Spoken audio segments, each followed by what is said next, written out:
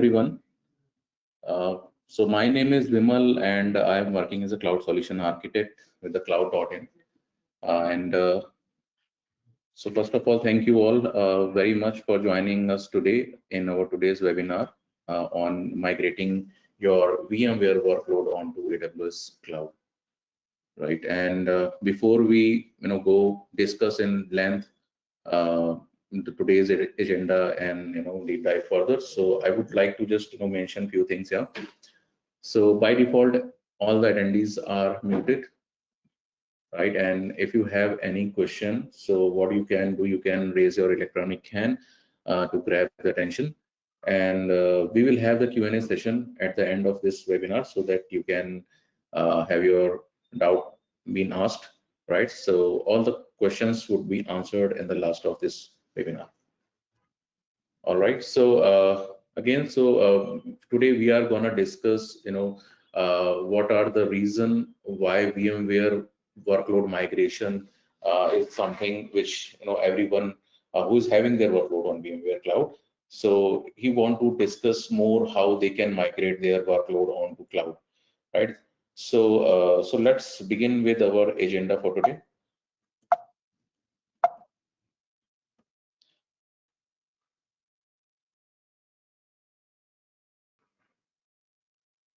All right, so first of all, I would like to just give you one a brief about the 𝗏𝗏, what we do basically. So so 𝗏𝗏, if we talk about, so we are there in the market for more than 2 decades, right? And so having in the market for a very long time, that tells you the whole journey.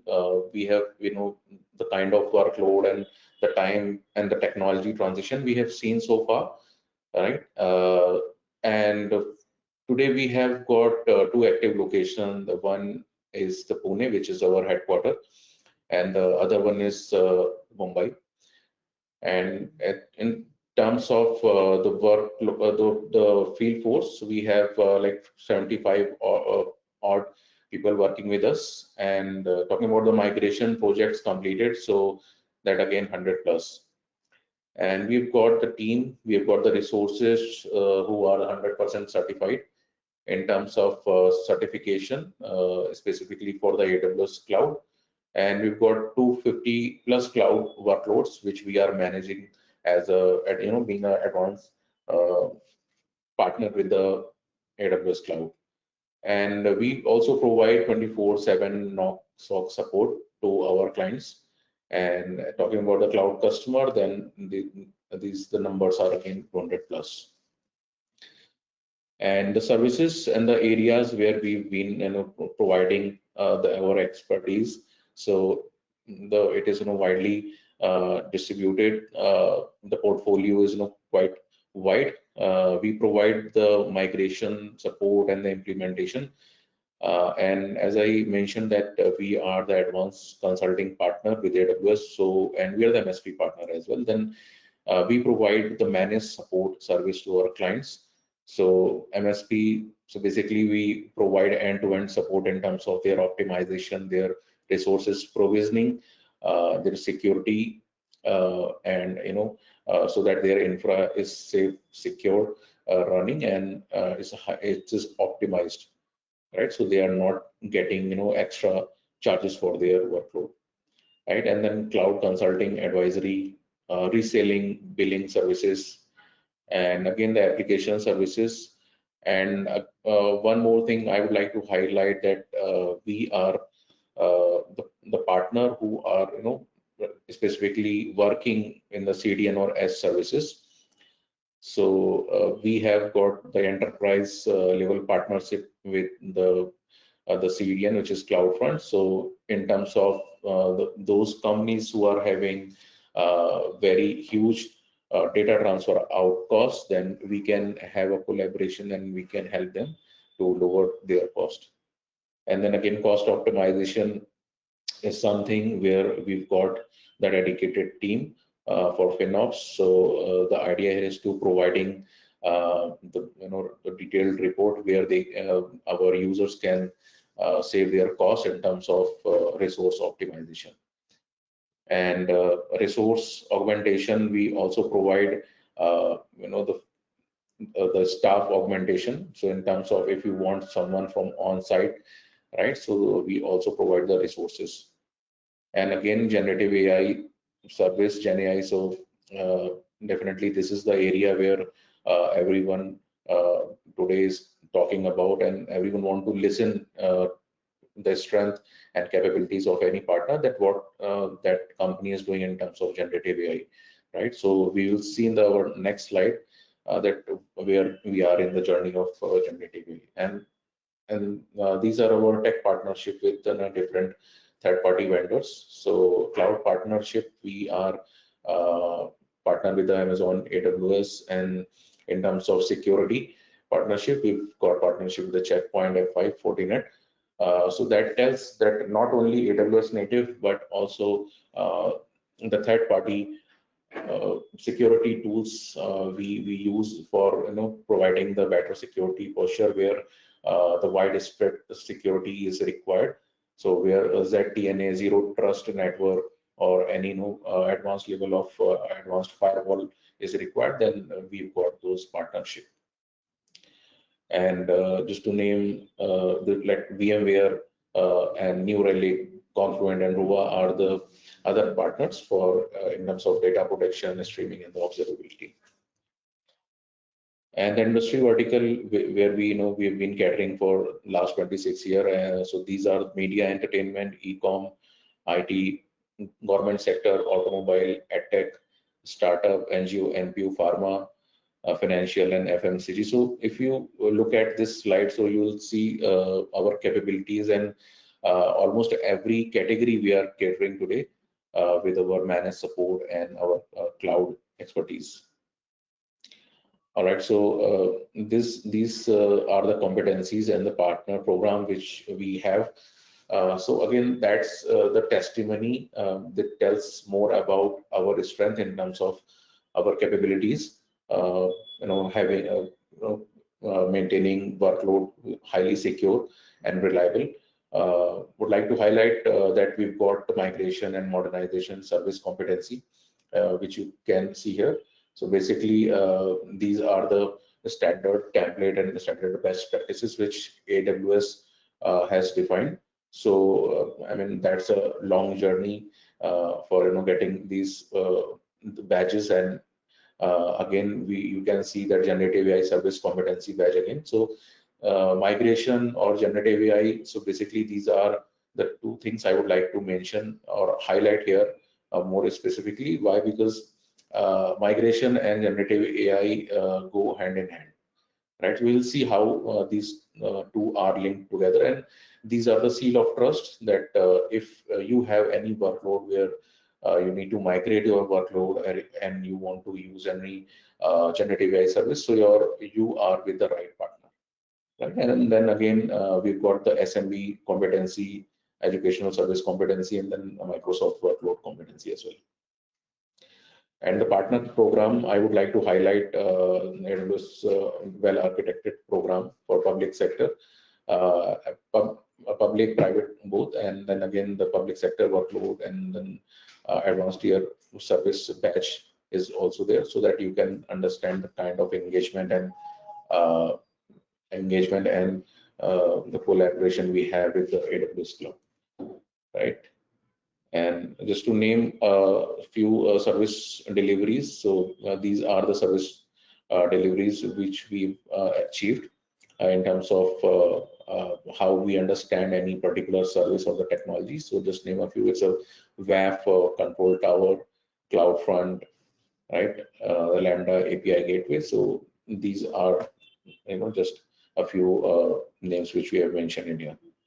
All right, so we have now seen the cloud.in capabilities and the journey which has been so far for last 26 years, right? So now just let's discuss our agenda for today's webinar. So today we will look what is the challenge and why it is we must need to understand, and we all are talking about migration of VMware workload onto cloud, right? And what the business value you will get when you migrate your VMware workload onto AWS, and how we can migrating all those workload, and what approaches and the tools are required for that. And then again, execution and continuous optimization. So we on our all these things we'll cover in our today's slide, right? All right. So now many of you might be aware the VMware when the Broadcom thing happened for 2 or 3 years back, right? When Broadcom acquired VMware, and then all overnight, and then pricing structure and the licensing got changed, and the users who were using VM, they need to think that how they can cut down their costs, because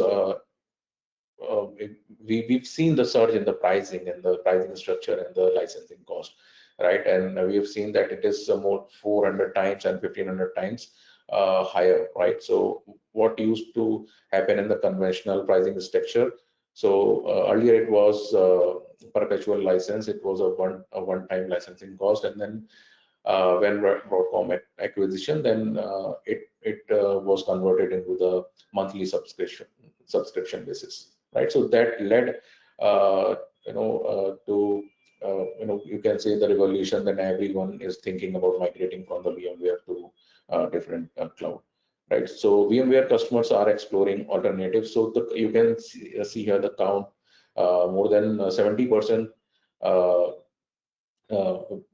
customers are actually trying or exploring the alternatives of the VMware, right? And as per the report of new digital workload will be deployed on cloud native platform by 2025, right? So I mean, this particular slides tells more why everyone want to move from the VMware to different alternatives. All right, so we need to discuss that if we migrate the VMware workload onto AWS, so what would be the trade-off? What we will get in exchange, right? So what are the business drivers? So address increases in the license cost, risk, and disruption. So again, the licensing cost which were increased, so that can be managed, and risk and disruptions can be taken care. And innovate and modernization process, then again, if you come on the AWS, then you will get a lot of areas where AWS native services, you will find a scope for modernizing your application, maybe your databases, so that you can digitally transform your workload.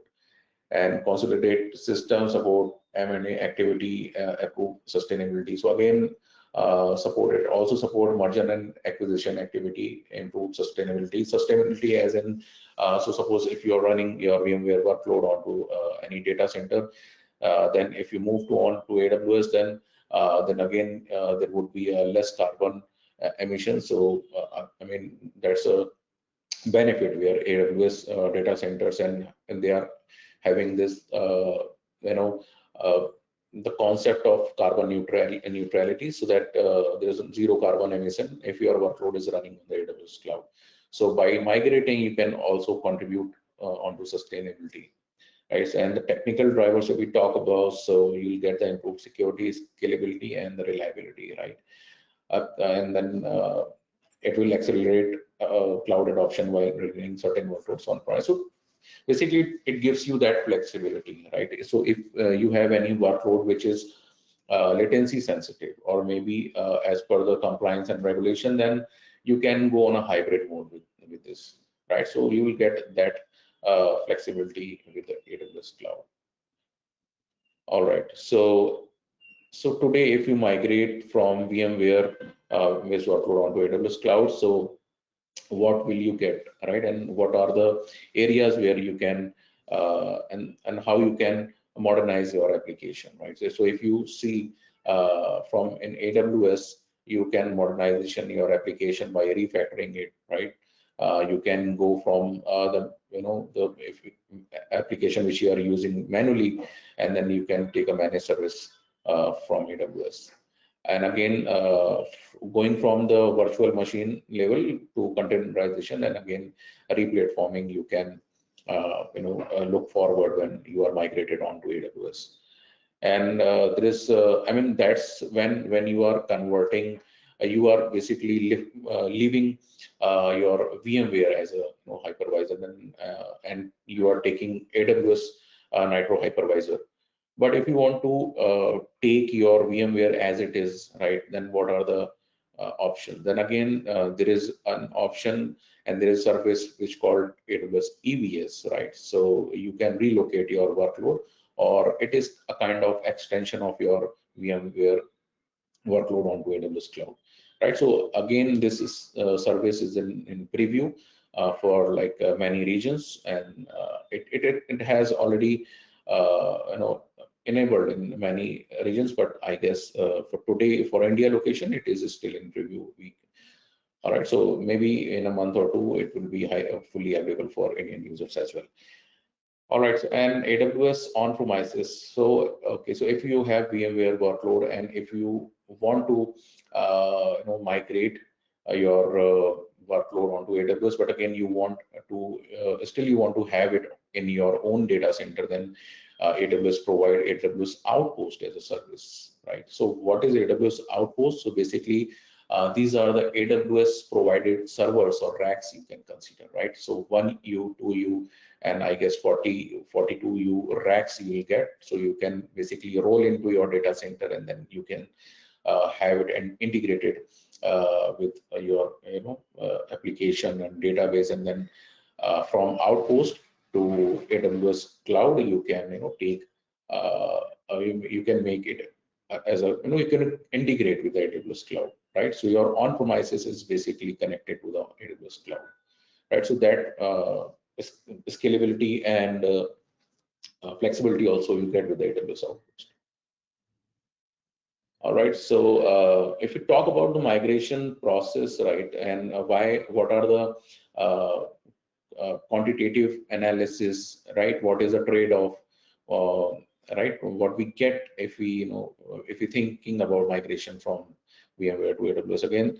So seamless, predictable, repeatable, and efficient cloud transition. Why migrate to AWS? Again, the answer is pretty straightforward. That cost optimization, agility. So the time to market and this transition happen in very quick way, right? So you can innovate fast, right, strategically on the AWS Cloud.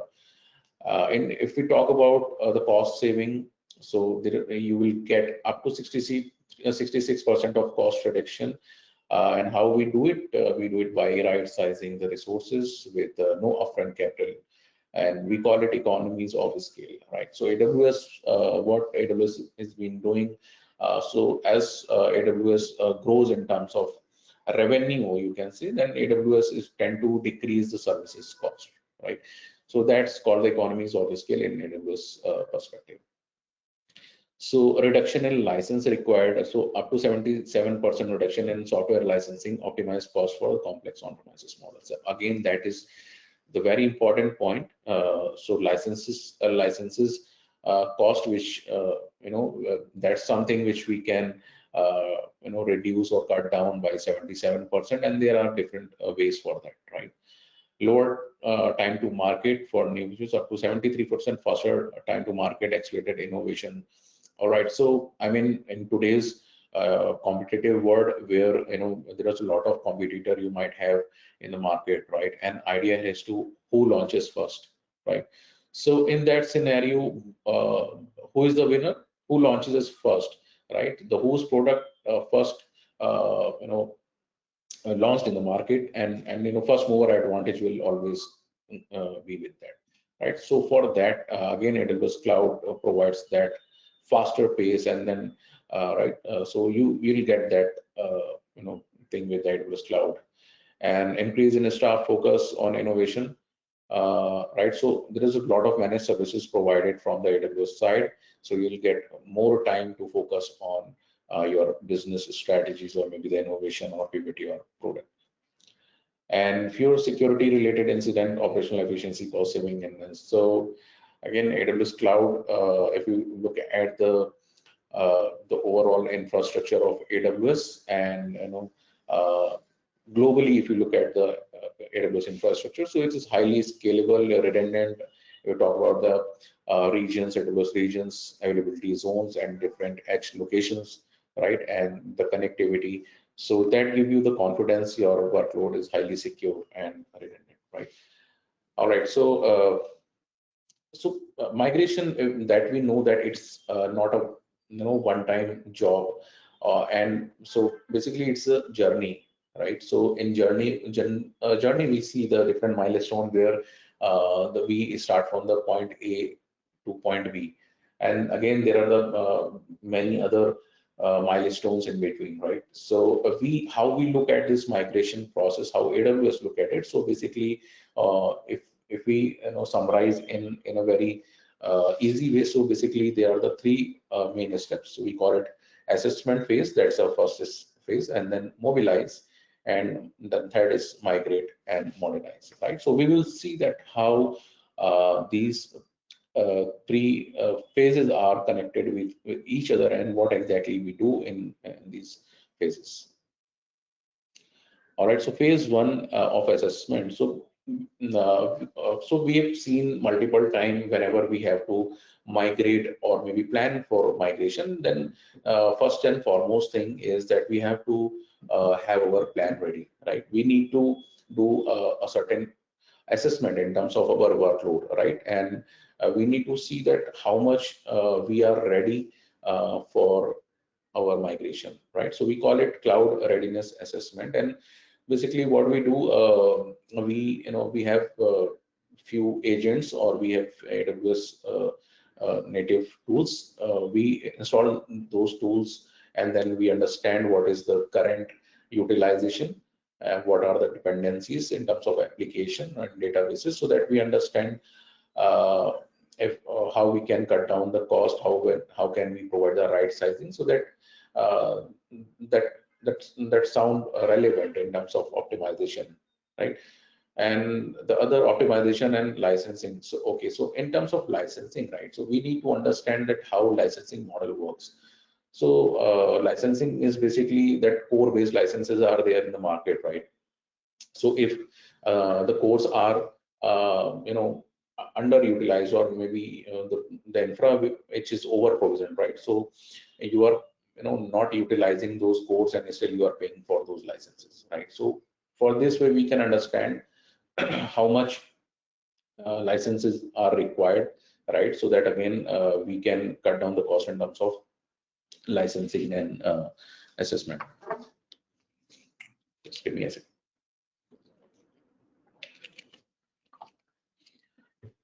Okay, so talking about the migration evaluator, again, that's a tool which we use to get all those inventory details to right sizing, right?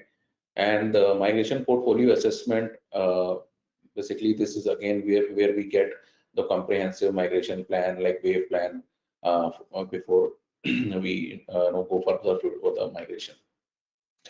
And then again there is a map program, and then so basically this is something which we will talk later part of this webinar. So map we can discuss further, right? So idea here is to, before we start migrating, we need to understand what is the what is the ROI, right? And what is the the value which you get from the migrating, right? So all those assessment and discussion we have to perform in this assessment phase, right?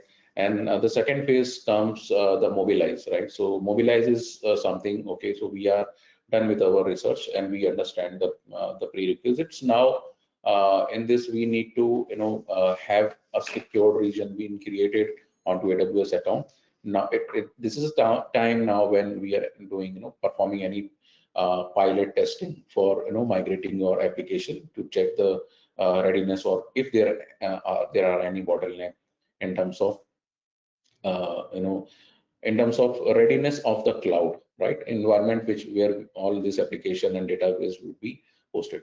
So this process is about application discovery service, and then creating the secure account environment, in terms of security baseline, right? So landing zone and the control tower is AWS services, and this is the way. I mean, these are the standardized way of providing the infrastructure in terms of security, so that your the landing zone, the area like VPC, your subnets, right, and that everything is being planned accordingly, and then we will start migrating your application, right? And the third phase, migration and the modernize. All right, so this is the phase where we actually migrate the application, right? So for migration, there is one service which is called MGN. It's a AWS application migration service. So this is a native application, native service for AWS, right? So we basically the agent-based service. We install the agent which starts replicating the server, right? The block level replication onto the target area. Right, then again we have got the database migration service, right? So basically database migration service is something where the database that the tables and schemas are being migrated onto the different targeted database, right? Again, it supports the continuous data capture and right, schema conversion. Again, a schema conversion tool we can use if it is required. And then again, AWS Marketplace offers different third-party tools where vendors we can select as per our need, our requirement, right? Third-party softwares are also available there. All right, so so we've just seen that how phase-wise we can perform the migration process, right? And talking about the VMware workload migration, so there could be a many kind of workload, right? So maybe any ERP system which may be running on the VMware Cloud, or maybe any on the Kubernetes cluster, or it may be the VDI virtual desktop environment and Microsoft workload migration. So, or maybe the SAP and the VMware migration. So these are the scenarios and the cases where clients might be having their workload on the VMware Cloud, and that can be migrated onto AWS Cloud. All right, and this is AWS Migration Hub. So again, I mean, we've seen there are many tools and services are there, but there has to be some centralized way of orchestrating all those migration journey or maybe the process. There should be a dashboard which gives you the view of how everything is being working, right? So single pane of glass. So Migration Hub is basically that portal where you get to understand, okay, in terms of our journey, where we are exactly, and it can give you a lot of comprehensive guidance and recommendation in terms of your migration journey, right? All right, so so far we have seen that how we can leave the VMware and use the AWS Nitro hypervisor, right? Now this is the Amazon Elastic VMware service. So basically, as a second option, if the client wants to extend their VMware, if we call it the native services and the VMware Cloud Foundations based environment onto AWS, then this is a service which we just saw in our previous slide, that is in a preview, right? So this is a kind of a highlight that how this service is can work. All right, so just let's say you have any application, VMware based application on premises, and how we can so basically there is a technology mapping with the VMware and the AWS, and what exactly it can be done. So basically you can have the bare metal server of the AWS, and you can host the VMware stack like vSphere, vSAN, NSX on those bare metal server, and you can extend your application, right? All right, so these are the few areas like automated provisioning, console and APIs, cloud builder, right? These are bare metal instances, all right, the standard VCF software and all. All right, so this thing we get if we use that EVS feature. So I'm just highlighting in just in case if you have any workload where you want to extend your VMware workload, you can extend till the AWS cloud. So then in that case we can use that, right? And you get, I mean, these are the use cases like people in process friendly application or strategy, efficiency and cost platform, right? So these are the benefits or the you get by using the this particular EBS service, right? So you also get the disaster recovery or the cyber security benefits if you use this particular EBS service, right? So there is a lot of things which we can discuss about this EBS, but definitely, but not in today's agenda, right? Just to give you a high level of overview. So AWS has got this particular service in very recent time. All right, so this is I was telling you. So this is a AWS environment host group, right? So you can understand that AWS runs on the dedicated single tenant bare metal ESXi host, right? So this is how this architecture, or maybe you can just get a view how your VMware workload can be extended onto bare metal servers. All right, and then this is what we've just talked about, right? Broadcom VMware Cloud on AWS. So currently, if it is running on premises, then you can use this particular service, and then you can have it on a AWS data center. So this is how it works. And this is the pathway of VMware workload migration.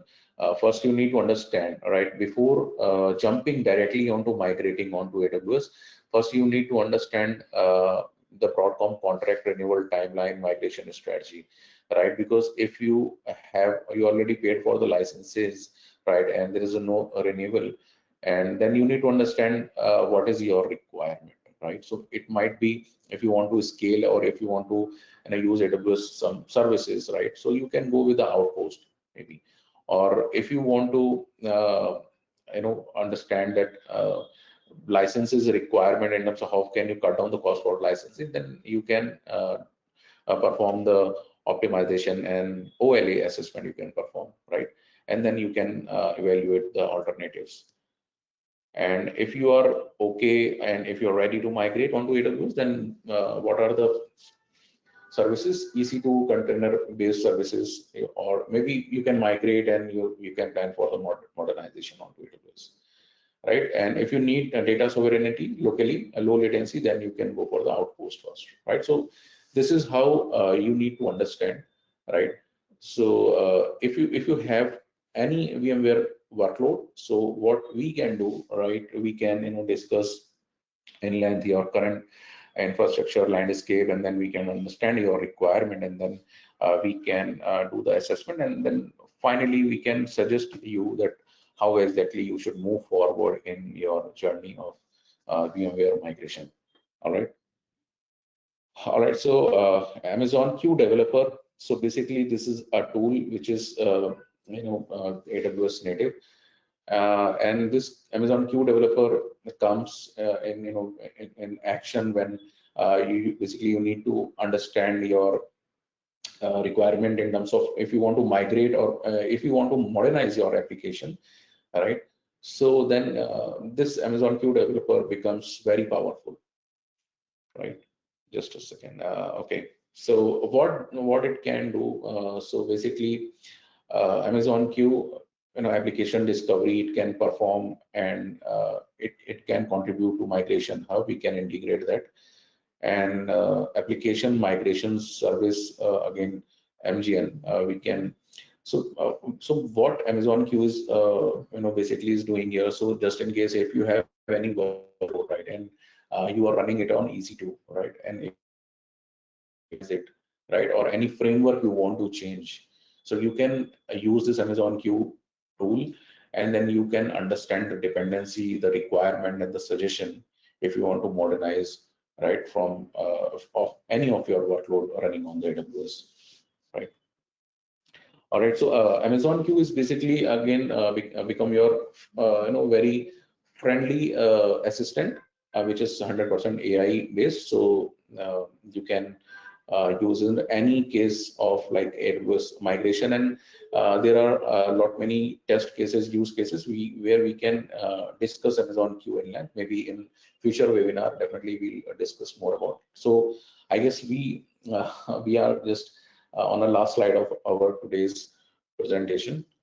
All right, so so thank you all for giving your attention in today's webinar and listening to me.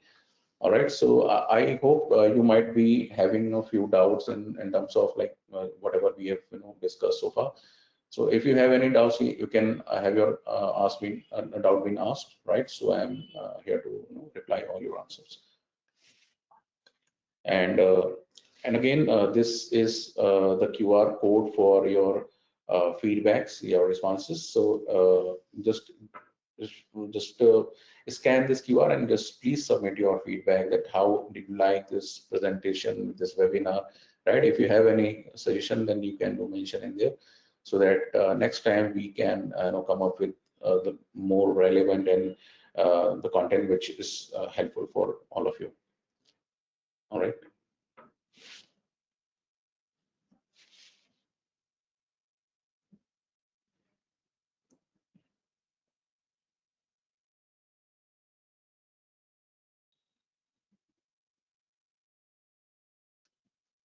Okay, so I don't see any question.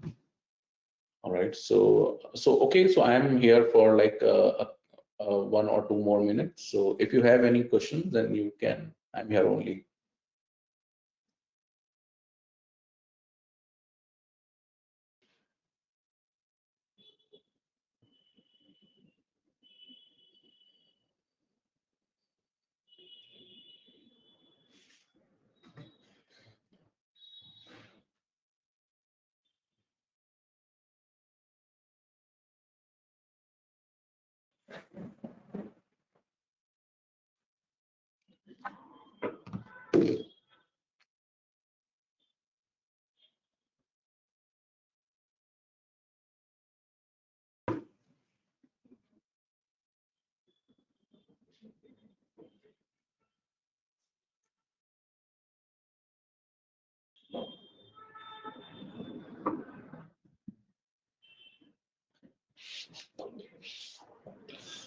All right, so thank you everyone for joining us today for this webinar, and I really appreciate your patience and your attention today.